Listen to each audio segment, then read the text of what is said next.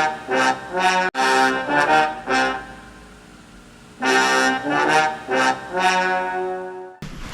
guys, hope you're having a great day.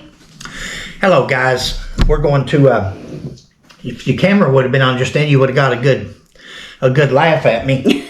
My back's been bothering me this morning, spasming, and I thought, well, before I get on here and jerk or holler or something, I'll put my tens unit on, and I plugged my tens up, and that thing was already, the knob was up, and Lit him up. It lit me up, yeah.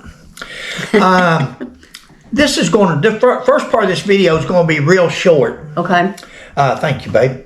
And we're going to, we're just going to set the video that Sheila's going to show up. Mm-hmm. She's got little small segments, 3 small segments from another YouTuber's video.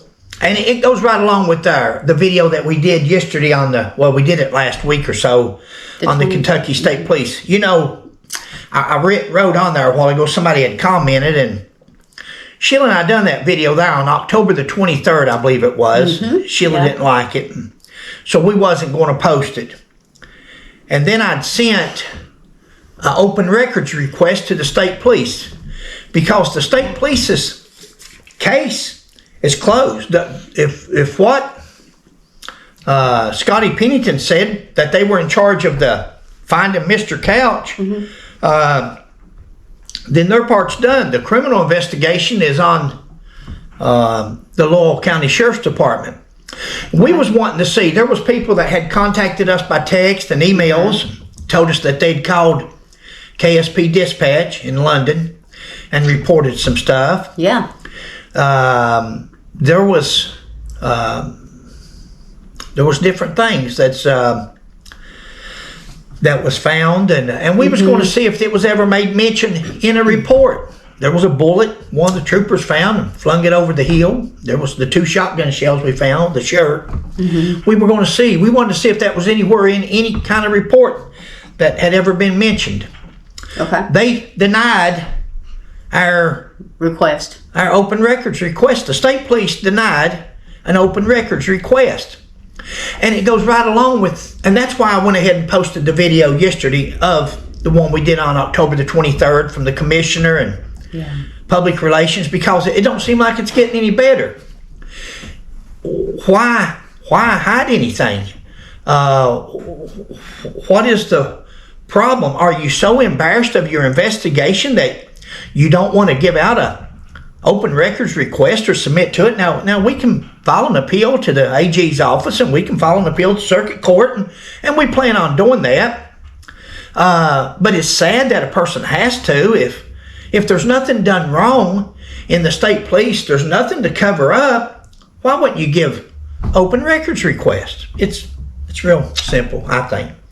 But anyway, the first video we're going to show here, and it goes along with what we were talking about in the last video about going to troopers and telling troopers and about the birds and different things. We couldn't get nobody to search, but this is another YouTuber from Florida that just happened to be in the area doing a YouTube video on the Joseph Couch case. Very nice couple. Oh, very nice couple.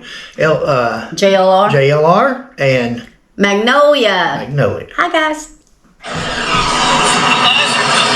No buzzards. Yes, they are. Oh, there's buzzards? Hey, do you mind if I talk to you? Oh, we got you. All right, awesome. What's your guys' names? McCoy. Hatfield. At McCoy Museum. Look up here on top of this tower. You'll see a couple lit right now. Buzzards. We come out of the woods. Now, guys, that right there is JLR Investigates, and he was on the 909 bridge at exit 49. Right. This was we went on a date night on Friday night. This was on Saturday afternoon, Saturday evening. Sheila and I had been in the woods that morning. We'd shown up, and the state trooper had the road blocked because the forestry department was up in the woods. Right. He said they'd be up there pretty much all day. I imagine they were some of those trees that were on the ground. Maybe they cut some trees so people could see in. I don't know. But the forestry department, they wasn't searching. They were just up there with the forestry department. Maybe it wasn't even related to Joseph Couch. Who knows? But Sheila and I went on out back, and it's in video 1 or 2. And we searched out back of the truck stop, out in that area, the west part of the forest, west part of I-75. And when we come back out, we looked up and there was buzzards. And as we left, Sheila said, let's tell the trooper. We went back and told the trooper. We were leaving the trooper and seen people down there videoing in the road, and we stopped, and they were videotaping up, I thought. I said, did you see the buzzards? And JR says, no buzzards. I said, oh yeah, there's buzzards up there. And he couldn't see them where he was standing at, but where he walked around to the side, and a few minutes later here they took off again. They were flying. This next video I do here, and again, if you would stick around for the next one on Sheila's part, and see what she's. They didn't bring nobody yet. We stopped, told the trooper, asked if he'd seen the buzzards, and he said no, which he came where he's at. And that little gully got trees on both sides. We'll go back up in here and look up. That's where we told JR, we told the trooper, he's already been talking. You'll see the entire interview between me and him and Sheila and Magnolia. And but that's the first day that we saw the buzzards. Saturday the 14th. That was 7 days from when Joseph had shot. He started shooting on September the 7th, and this was 7 days later. And by now that we know that that's where he was, by now those buzzards were getting a whiff, or they may have already been down there visiting him. But either way, the buzzards was out. And that was the first day that we saw them. As also, I don't know if that has anything to do with him, but I smelt something. Remember as we started up that little hill there? On that video, we were on the west side, but we looked at it from an aerial view. And if that scent come up from where he was at, scents go up. These hollows. They travel up with the breeze. Now, when you're down at the bottom, it swirls around. But once it gets going up with the breeze, and we have a feeling that it was coming right over top of that little ledge and over there where we were at on that side, because we looked and looked and looked. And I kept smelling it there as I started up that little hill there. On the way in, she smelled it and we looked. And on the way back out, we went back there to a cliff and all this and that. And we come back around, she smelled it exact same spot again. We come out, the vultures was there, and a lady, and we've got it, a lady had texted us, and she said that she had called 911. She had called state police post. Said she called her family first, and then she called the dispatcher and told the dispatcher that she counted 6 vultures. Well, on the video, you'll hear me and Sheila talking. I say there's anywhere between 5 and 6, because sometimes they would light on the cell tower, and none of them was always in there at the same time. I tried to catch a couple of them. I might have got like 4. Sure. Well, JR got them good on his video. He did. And she said she called and she told the dispatcher, she said there's vultures all over up here, buzzards on exit 49. And the dispatcher told her that they had checked it out and there's no body. Now, that's not my words. That's this lady's words. And we've got the text message copied. And she said there's no body. Well, what was there? If the troopers checked it out, first of all, if they checked it out, they'd be a log sheet. The dispatcher took the call, logged it in. She sent a state trooper to that area on the complaint. That he's 97. He's en route. When he gets finished with the checking it out, he goes 98. So that would be 1098, finished assignment. And that would be a log sheet on Post 11's dispatcher's log, at least for this lady here. Now, this dispatcher, according to this lady, she says she'd received all kinds of calls on the buzzards, and the trooper checked it out, and there's no body. Well, what is it? Something's dead. When you see vultures and you see buzzards, and they're flying and they're hovering, There's something going on. There's something going on. So if he didn't find no body, what did he find? Did he find a raccoon, a deer, a squirrel? Something's dead. Be interesting. just another. Yeah. Let's go to the next one. This next video is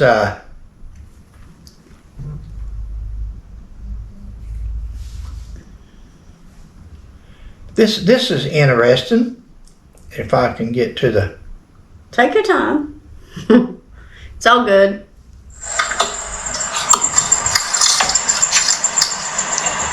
Why is a button-down shirt out here? Like a button-down shirt. Why is a button-down shirt out here? The gentleman asked. Yeah. That's JLR Investigates. Mm-hmm. In here from Florida, a YouTuber, and he's walking around. He's going up the Cell Tower Hill toward the tower, toward where Joseph Couch parked his car. Right. Right. And he looks over in the ditch and he sees a blue, light blue, buttoned up shirt.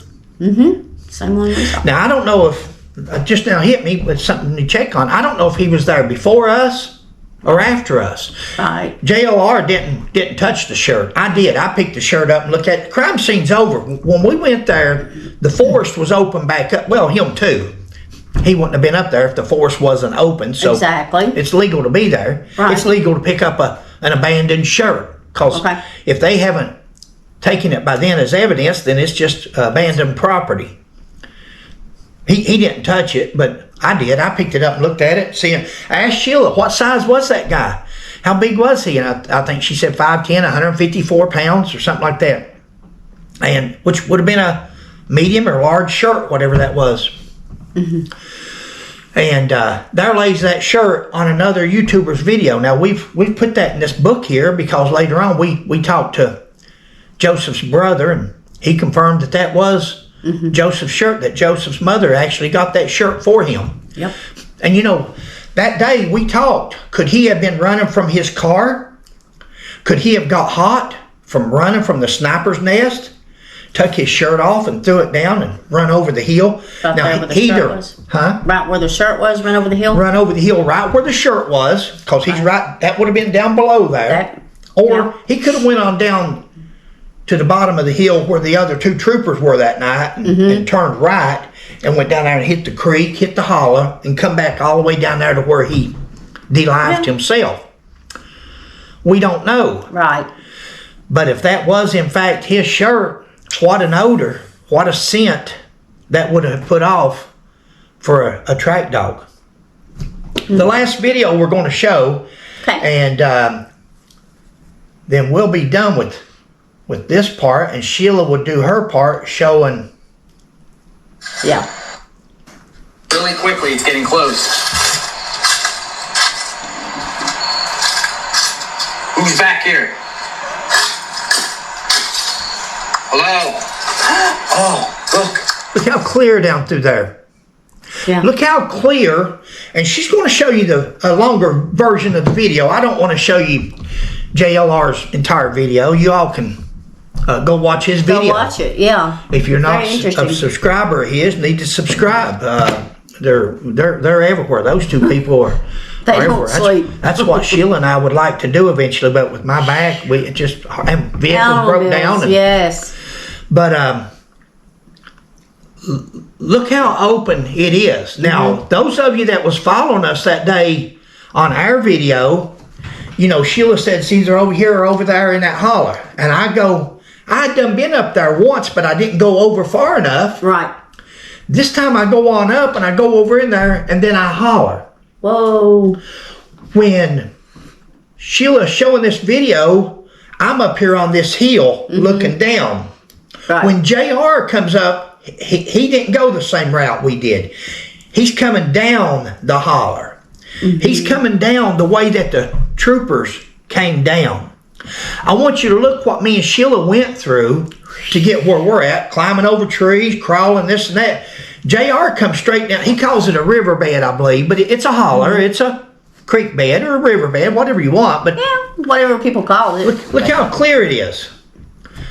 When those troopers took off, when I hollered, those troopers sprinted to us. Now, look how clear down through there. JR's got it on both sides. Now, he done come through some rugged area, the way that he took a shortcut and come through the woods. But now he's coming down the holler. That's where the two troopers were. That when I hollered and told them, here he is. We found him. And I'm hollering because they're so far away that I'm still hollering at them. Now, they come sprinting. Now, this winter, after the snakes are gone, the chiggers, the turkey mites, Sheila and I are going to go back up there, and we're going to take somebody with us that can run. I can't run. Neither can I. And she can't run. We're going to take somebody with us that can run. May take Matthew or somebody else. But we're going to take somebody that can run.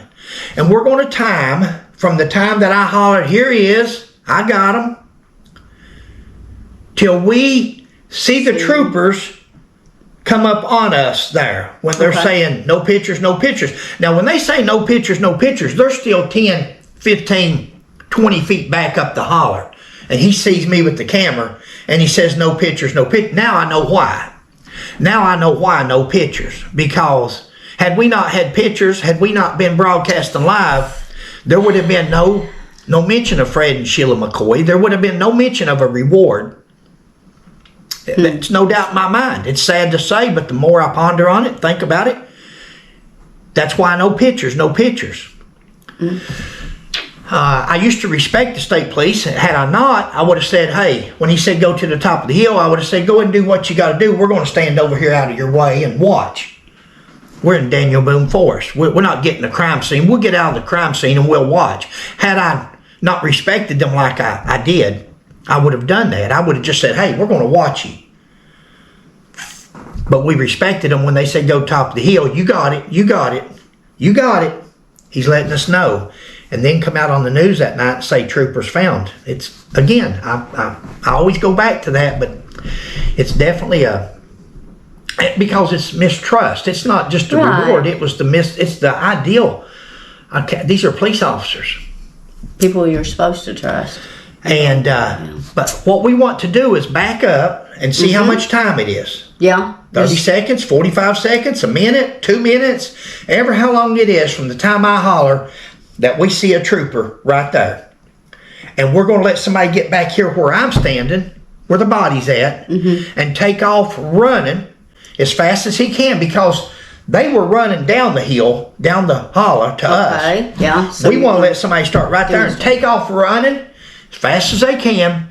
And then at the end of that stopwatch, stop them, and let's see how far. And film that and see how far they were. And then we can show you how far away the Kentucky State Police troopers, who would not have been there had Sheila and I not been down there and they heard Sheila say she smelled something dead. For 5 days, we've asked them and told them about something over that hill dead. It may be an animal, but there's something over there dead with all those birds. It wasn't till the last day that we go over the hill there and Sheila says, I smell something dead, and all of a sudden they're on top of the hill and they come down. And that's how, otherwise they wouldn't even been there. But we'll show you how far away they were. Yeah, that's going to be interesting to do. That's going to be interesting, because you're going to see they're a football field to 2 away from us. We're going to kind of, what's it called, reconstruct it or something? Yeah, we reacted. There you go. I was trying to figure out the correct word. Because we'll get somebody, these were 2 young troopers. They were young, so, you know, I'm not going to get an 80-year-old person. I'm not going to get an infant. I'll get somebody their age that can run about the same, because they were sprinting. I mean, you can see them running toward us. Yeah. But they were way up through there. Sheila will do this video.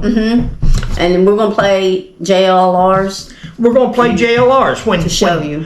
When Sheila and I were leaving that day, we'd stopped and told the trooper. We'd done been in the woods searching. We were tired. It don't take much to wear us out.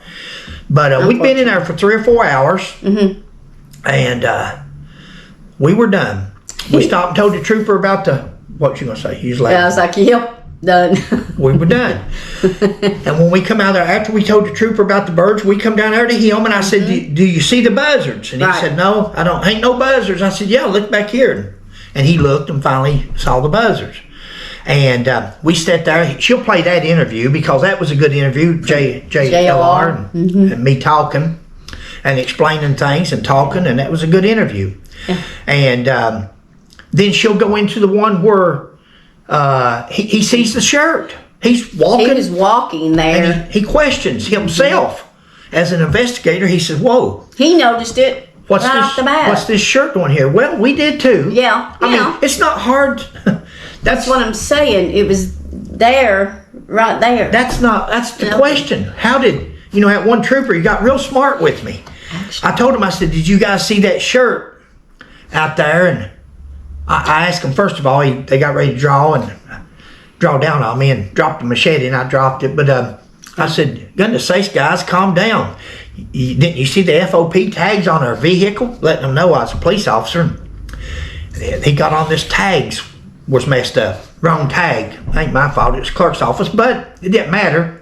I said, "Did you guys see that shirt out there in the ditch?" "What shirt?" I said, "There's a shirt out there." I didn't know if it had anything to do with this guy or not. "I'm sure it don't. We had over 200 troopers on this hill searching. I'm sure if it meant anything, they would have got it." Well, He wasn't happy. according to Joseph's brother, it was Matthew's. According to Matthew, it was Joseph's shirt. Mm-hmm. And then he said, "I'm sure we didn't miss nothing." And I raised up my fingers and I had 2 shotgun shells. I said, "Well, you missed these."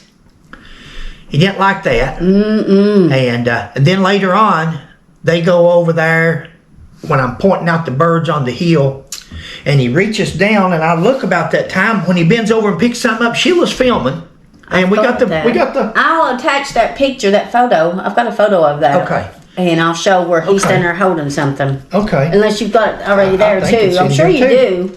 But yeah. It's in the book, and there he is bending over, and he picks up a bullet.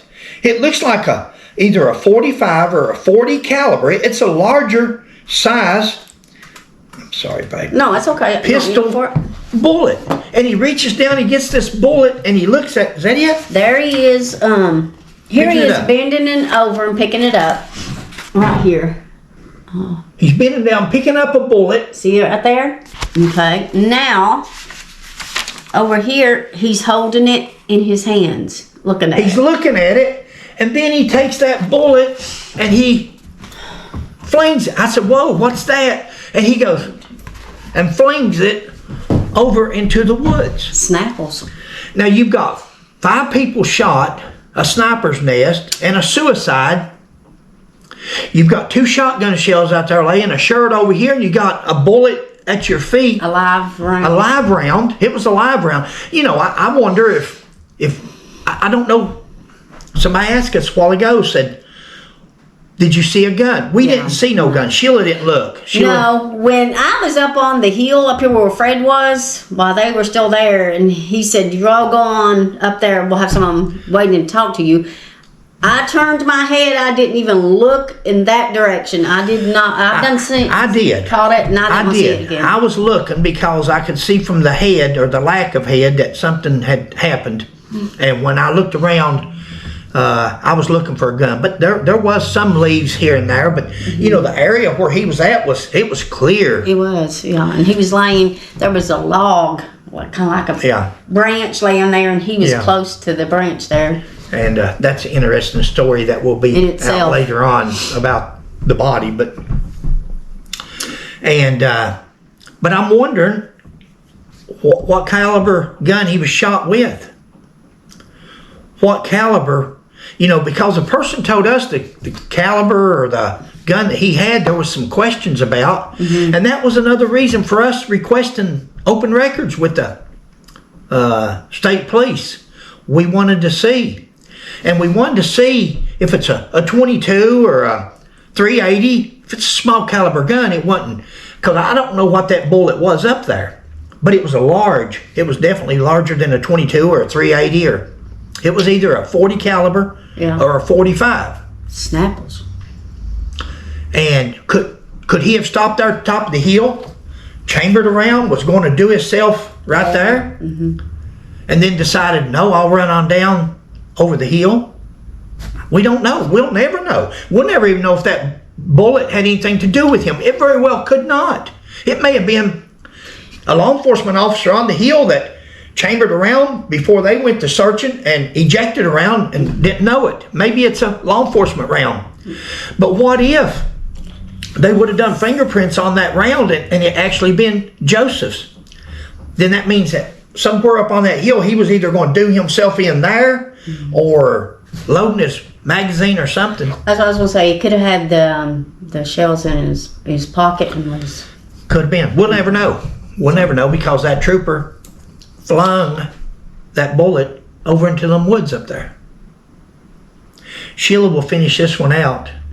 And in fact, when I get done now, you can just 1, 2, 3, you can.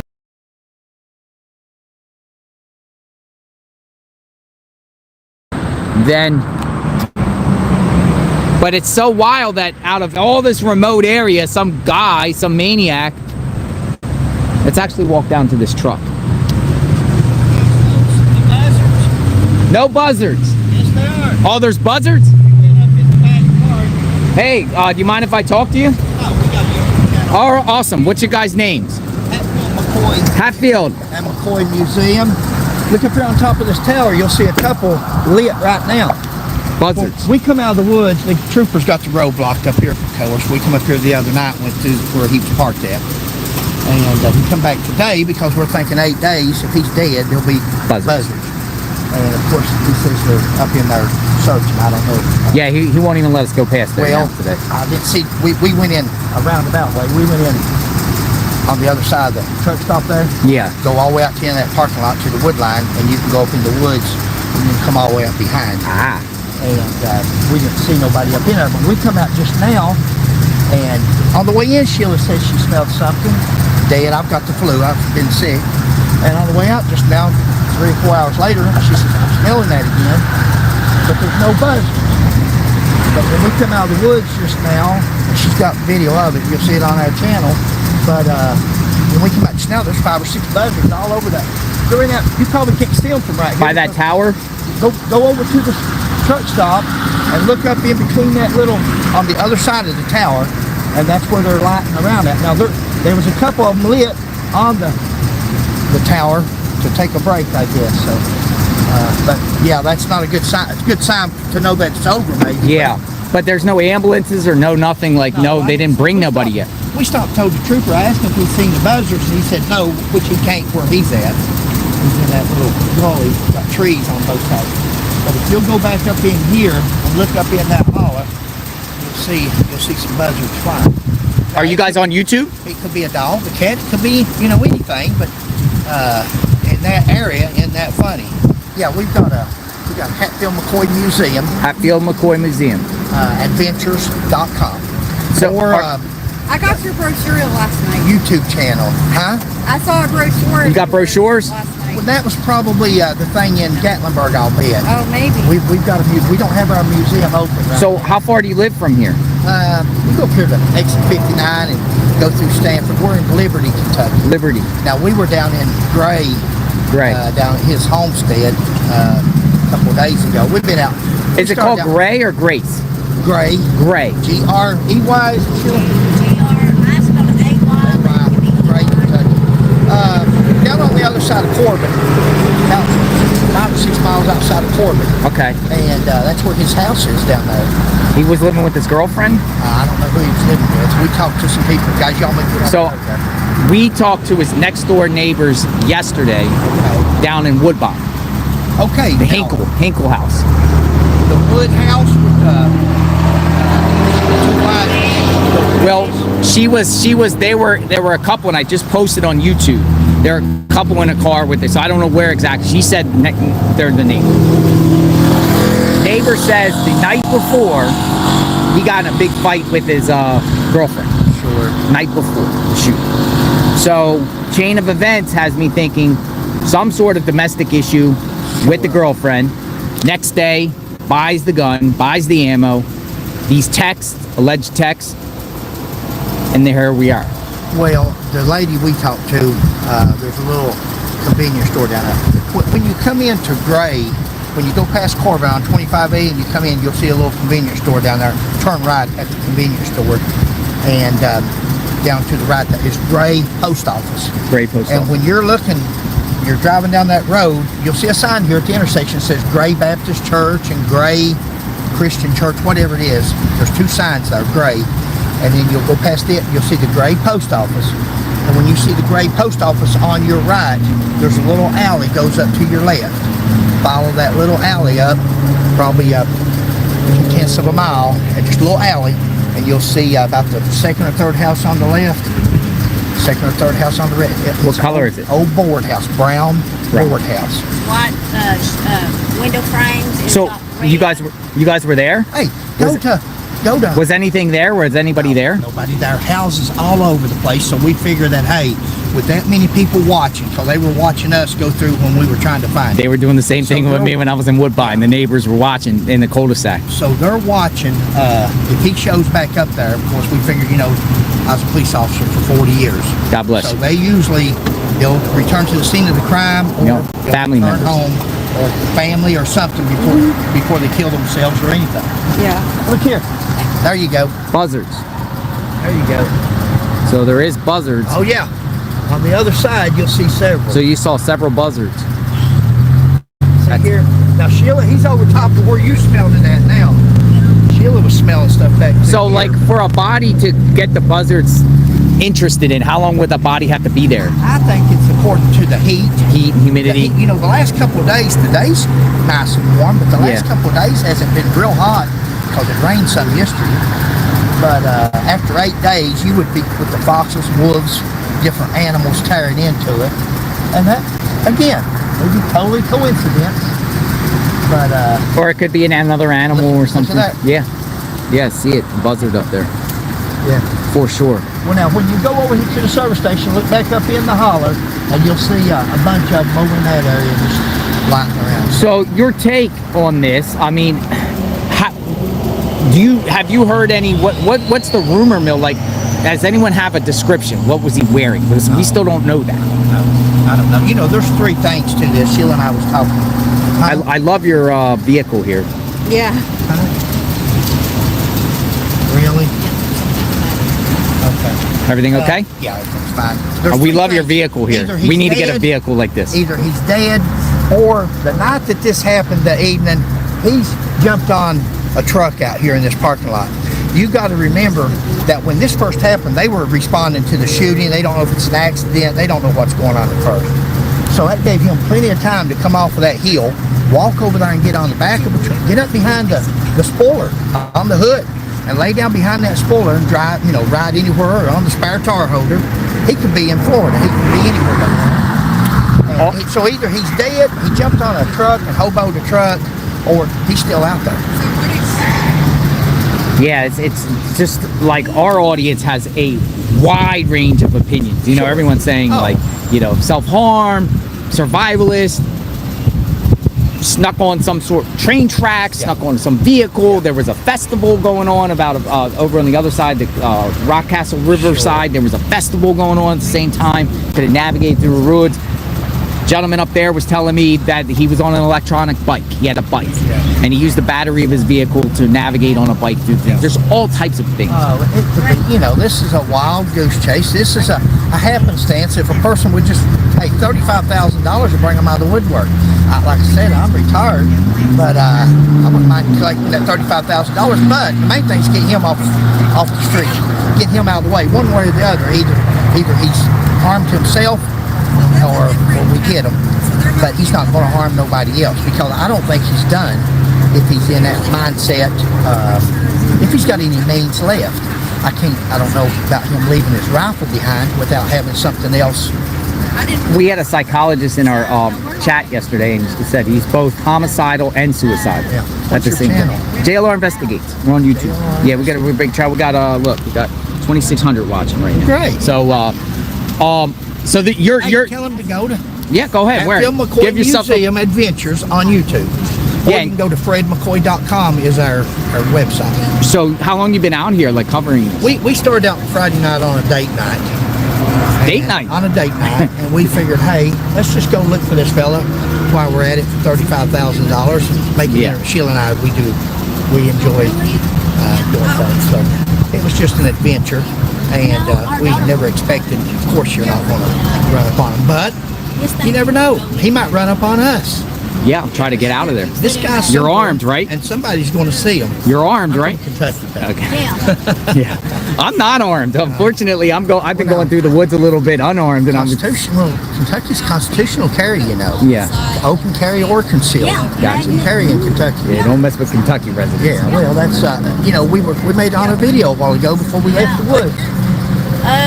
How's the reception back there? Cell phone, bad? Oh, you got a tower here, and you got a tower.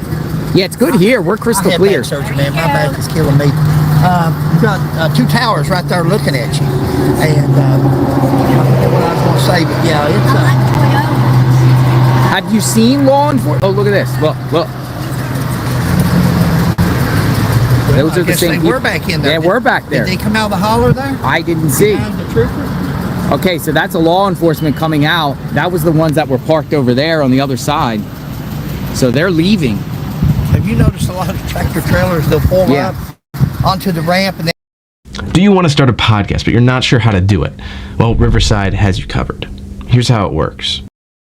cross back over and go back, I guess, to show their family members where this. Oh yeah, it's becoming almost like a tourist curiosity seeker. There's people on that other side there at that abandoned gas station just coming out watching. Sure.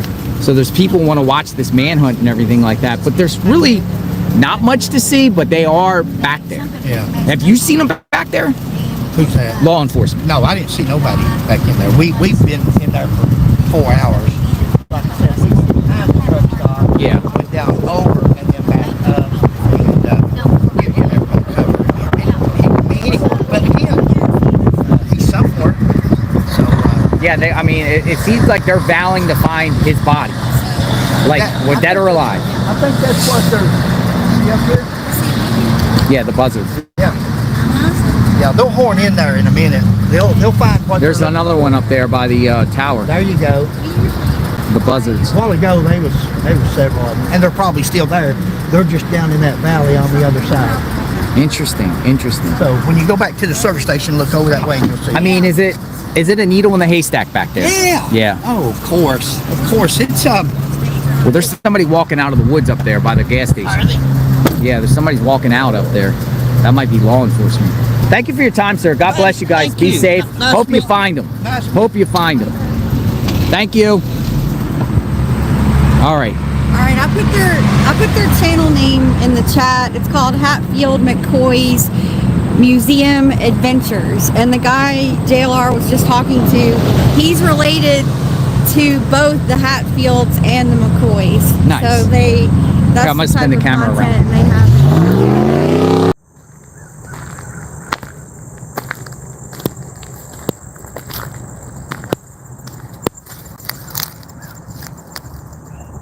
Why is a button-down shirt out here?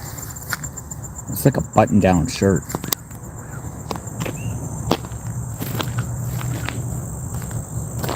I mean, we still have no description of what he's wearing.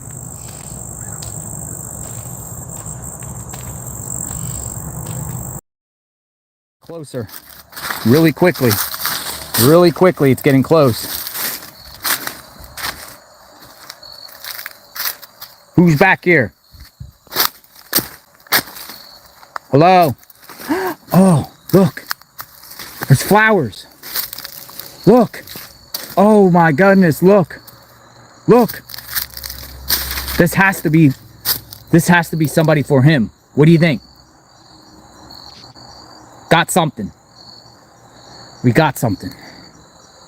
Flowers, folks. Oh, look. Gloves. Gloves. Got it. We got it. Probably his family or somebody came and paid respect. We got gloves, folks.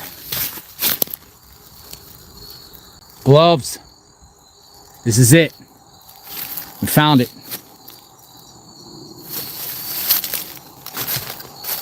Found it.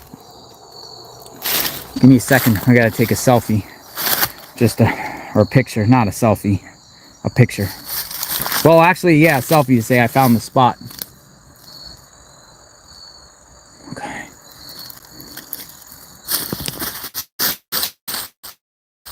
Gloves.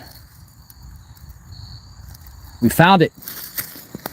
The flowers gave it away. The gloves and the flowers.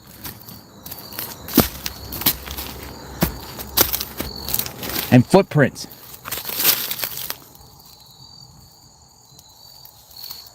Right here. GPS took us right here. This is it. Anything else? Look, look. More gloves. Yellow gloves, blue gloves. We found it. Let's see what else. Any bullet fragments, any type of evidence left behind. Oh my gosh. That is crazy, folks. So he was found in this hole down here. Right here. Let me go back to my map. I mean, we're literally on it. We're on it. So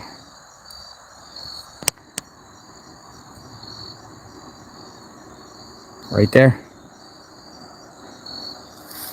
That GPS was on point. Anything else around here left behind? There's a bag. Let's see. There's a bag here.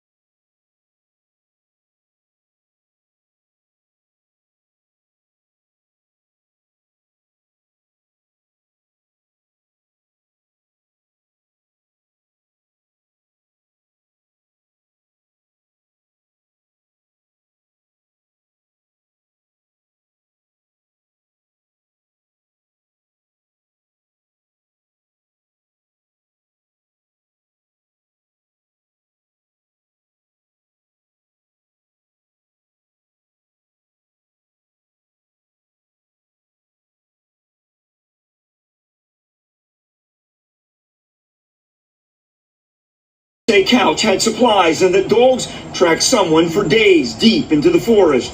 Troopers have been running on calls and dead ends, more of those even after. Track someone for days through the forest. Guys, either there's somebody out there still yet in that forest, or there was more than Joseph Couch involved. What's the deal here? There's several newscasts that says this, and even Scotty Pennington, the KSP trooper, says this in one of the interviews I noticed. Who did those dogs track into the woods? It wasn't Joseph Couch. Joseph Couch was dead at the bottom of the holler. So if those dogs tracked somebody for days, who did they track, and why were they running out into the Daniel Boone forest? Why didn't the heat sensors pick them up, or the helicopters? Because they would have been alive. They would have put off a heat signal. Anyway, just one more question that we have concerning this case is still baffling. I can see why from the investigative quality of the work on the Kentucky State Police's part, but it's definitely baffling. It's almost creepy standing here. It is, knowing this is where it started. As investigators, it should be creepy. The reporter is only standing probably 500 to 1,000 feet away from where Mr. Couch's body was laying at that time. That's how close he was to where Mr. Couch had run over the hill and offed himself.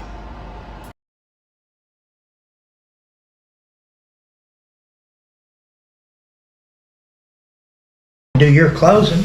Guys, I hope you're having a great day. Hope everyone is well. Thanks for watching. Please like, subscribe, and share. We'll catch you on the next one. Bye. Thank you, guys. God bless. Thank you. Thanks for watching our videos.